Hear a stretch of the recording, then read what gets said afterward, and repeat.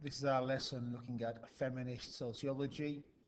Then we call the details of this theory of inequality.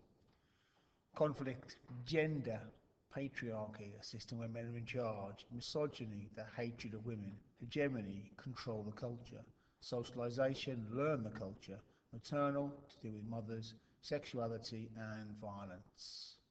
So, put very simply, to a feminist sociologist, life is a conflict between the genders, males and females. In this conflict, men have won and convinced women that this is the natural state of affairs. That's where the hegemony comes in. The war's over, men have won, and they've convinced women the war never happened and that women should be in second place. Examples. Well, to a feminist sociologist, they point to domestic duties, housework, how many women do the housework because they think they should. That's an example of hegemony. It's in the head. In the past, the scold's bridle. Women got this punishment for talking, for shouting, for raising their voice to a man in public. This was attached to their heads. The implements here were put inside their mouth so they couldn't talk. This was the punishment for a woman for raising her voice to a man. And this was thought absolutely fine. So that's the examples of hegemony. So feminists use certain words in their work. They use the word patriarchy. They say our system is a patriarchy, a system where men are in charge. Misogyny is the hatred of women. To feminists, misogyny is part of the patriarchy. They see it wherever they look in our history. They say, well, look at women being burned at the stake for witchcraft. It was some men, but it's mostly women. Women being punished. This is a ducking stool. This is again a punishment for raising your voice to a man in public. To a feminist, they look through our world and they just see patriarchy. They see a system created by men for men.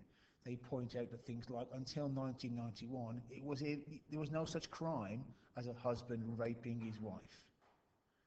So for until that year, a man could not be charged with raping his wife because no such crime existed. So, to a feminist, how is this done? How does all this stuff get inside everyone's heads? Well, it's done through socialization.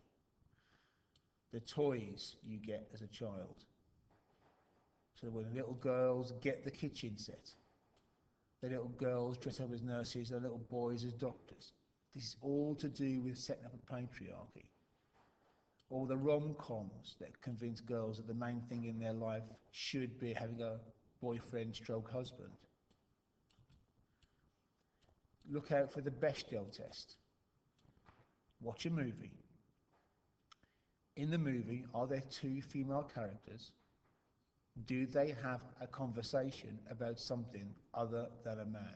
If they do, that film passes the Bechdel test, and only about 2% of films pass that test. It shows you that something's going on in movies in our culture. So, what happens to females who will not go along with all this?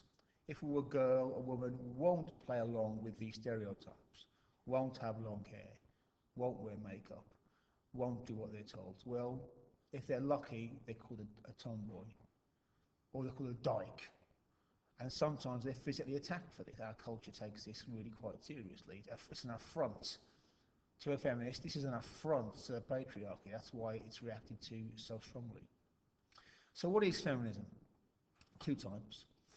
So feminist sociology is when you use everything we've done today, this way of thinking about things, this way of looking at the world, to study the world and to see it everywhere. Feminism more generally is simply the desire, the wish for men and women to be equal. It is not women hating men. Feminism is not women hating men. And let's take this further. Lots of people think feminism is about women hating men. Where have they got that idea from? They got that idea from a patriarchal system that's seen a threat and convinced women that feminism is bad,